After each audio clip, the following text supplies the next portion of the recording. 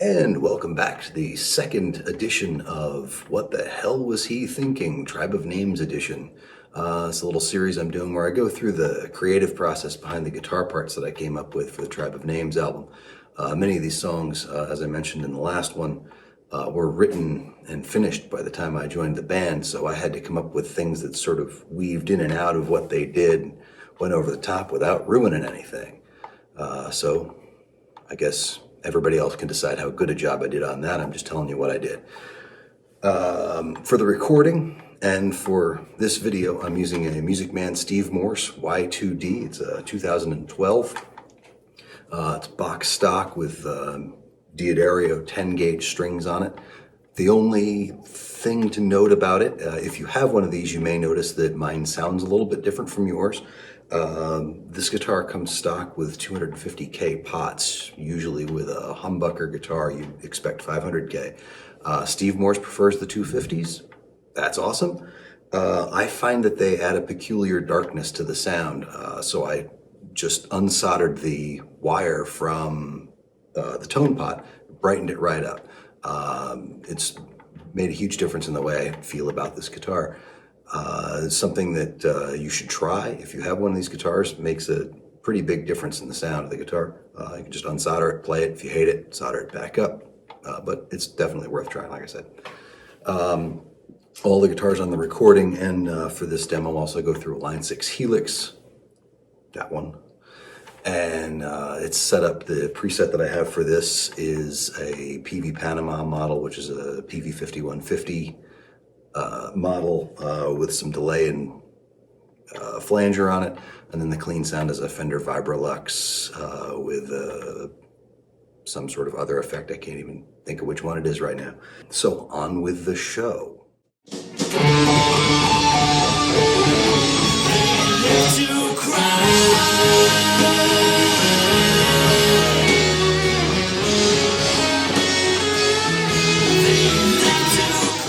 Because of the way it was put together, They Live to Cry was a really interesting song to get to work on. Huge dynamic shifts, great loud choruses, very, very tiny, quiet verses. I immediately realized that I wasn't going to be able to just bang out a bunch of chords to get through the song. I had to come up with something different so that I wouldn't be stepping all over everybody's parts and getting in the way of everything. I went to the idea of not playing any chords for the entire song. Everything is little melodic phrases. I'm never playing more than one note at a time. I can control the intensity of that a lot more easily that way. So I'm going to demonstrate all the little parts that I came up with, just like I did with the White Nile video. I'll show you the playthrough that I did, show you a little bit of it, come back, talk about how I did that, then show you another little bit, talk about how I did that, and we'll learn a whole bunch of things about this together.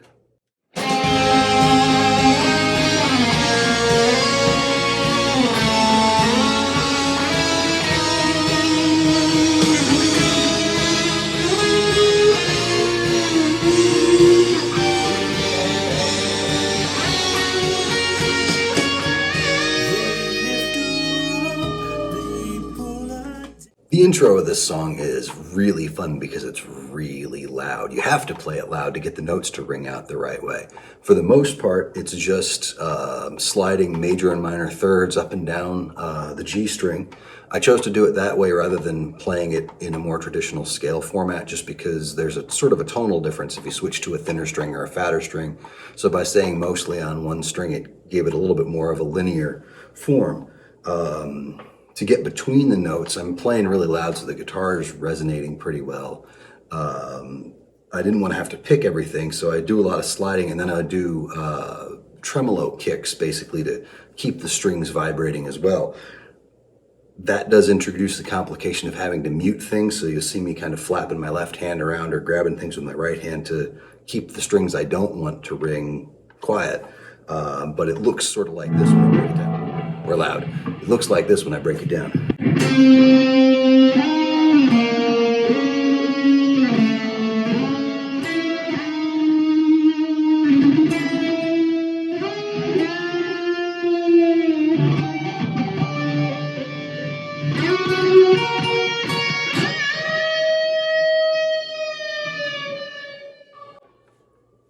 So that's how that goes. Never to again to feel the rage that weeps around her daily. These little men that move deep inside to say they live to cry. Simon wanted me to come up with something to sort of build the momentum through the verses a little bit, so I'm not playing anything in the first half of the verse. The second half of both verses, I have a little 2-note patterns that I came up with. The verse is 8 chords, so I had to come up with these 8 2-note patterns. I tried to keep them as closely grouped as possible, which gives them an interesting tension with the chord changes and where the bass line's going. The only thing is it makes it really difficult to memorize. Every time I go into it, I'm like, I hope I have this right. I use, on this guitar, I'm using position 4, so it's the bridge pickup and the middle pickup combined. And then it's just these 2 notes. It's a G sharp and a D sharp. And then it changes slightly.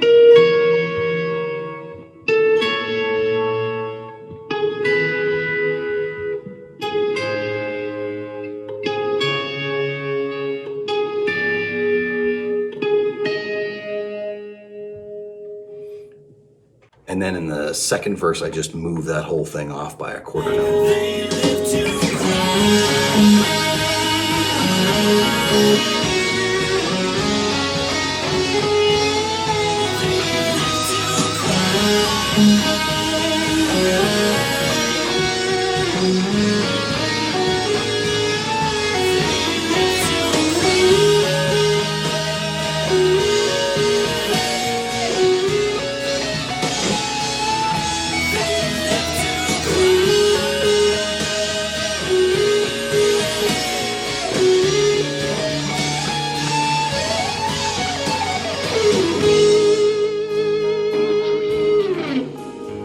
Choruses of the song are really interesting because the melody doesn't move, but the chords move underneath it.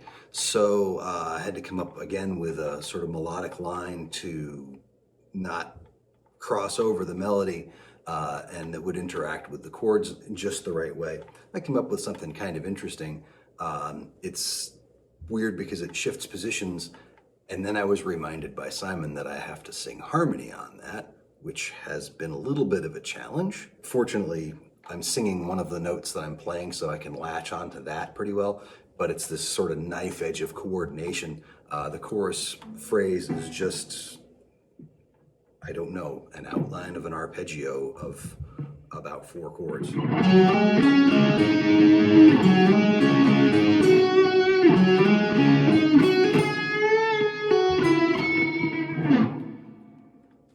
Then in the second half of the second chorus is doubled. So I decided to build the tension there. I would shift that up an octave, and I could have just slid it up and done it 12 frets higher. That's fine. Things get a little cramped, but there's room to do it. But I can't do that. So I've sort of relearned it in a different position around the 12th fret. This gave me the opportunity to make it a little bit more full and sustained sounding. The sound that I'm using for the chorus is exactly the same sound as the intro, a little bit less gain and no delay. So to fatten that up, all I do is I switch to the neck pickup. Doing that just changes the tone of the guitar. I'm not changing the volume, I'm not changing anything on the preset. Just makes it sound like something new is happening. So when I move that up, it gets this.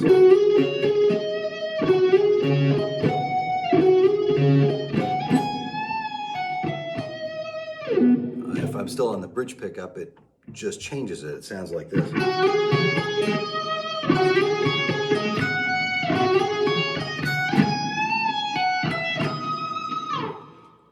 Neither one's bad. I just liked going for the change. I like that kind of almost vocal sound of the neck pickup in there. Straight from the grave.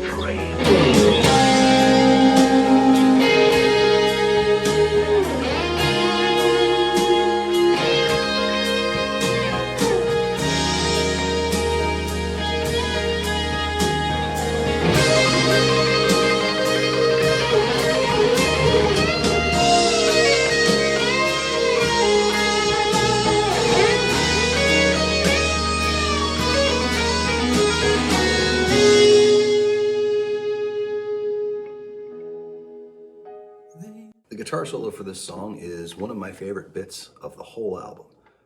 Anybody who knows my work prior to Tribe of Names knows that my guitar solos tend to go on a little bit. The one in this song is 6 measures long, and I love it. It's just there and it's gone. Simon does a short one before it. Because I'm everywhere, I play a little harmony part during the first couple measures of his solo, which is just me playing thirds below what he played. For that, I switched to the single coil pickup on this guitar. Again, that same chorus sound that I was using to sort of further thin it out so that Simon's guitar has a little bit more presence than mine, so because his is the main voice at that point.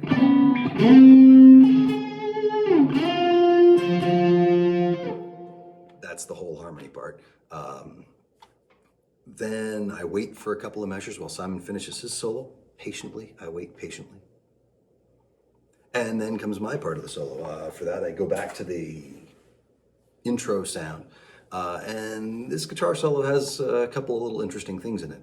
Of course, Simon has this propensity to write things in keys that guitar players don't play in routinely. So the guitar solo starts out in F minor because he hates open strings for some reason. Simon. Starts out in F minor. Who does that? It starts out with this little trill.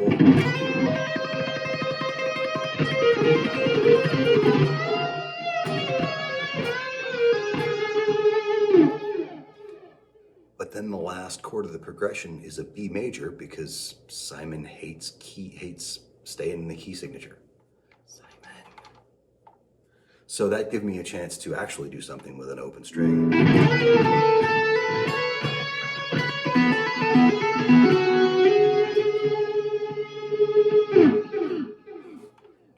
Which is just, pull offs to the open string. Just one of my favorite tricks.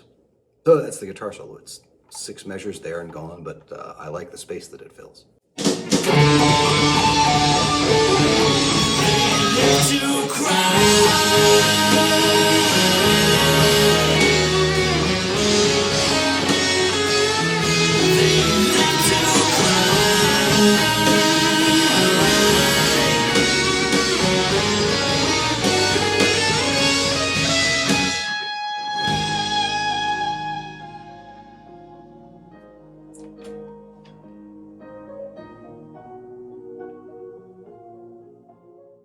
After that, there's just a double chorus. The first half of it's very quiet. I play basically the same figure that I was playing in the other choruses, just without all the distortion and stuff, and then super loud again.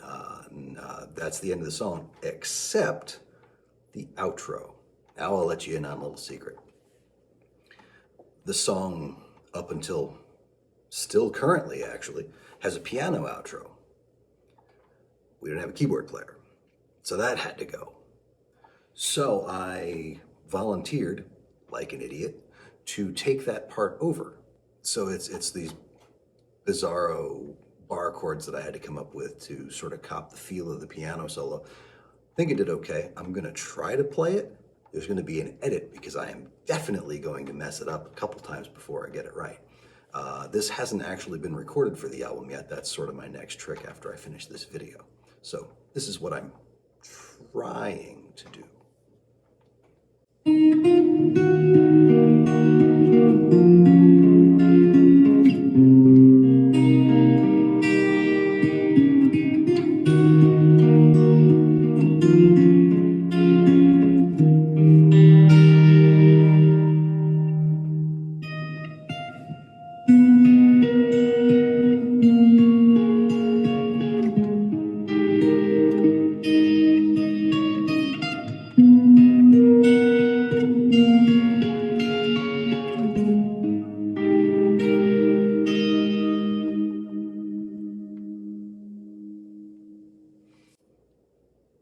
There's no way that's going to go that well when I first try to record this thing, but that's how the ending of the song will go by the time you hear it on the album. So there you have it. That's a tour through our soon-to-be international smash hit, They Live to Cry, set for world domination in 2021. If you have any questions or comments about what I just went through, I'd be glad to hear them. Put them down below. Until the next time, hope you have a great new year and Tribe of Names.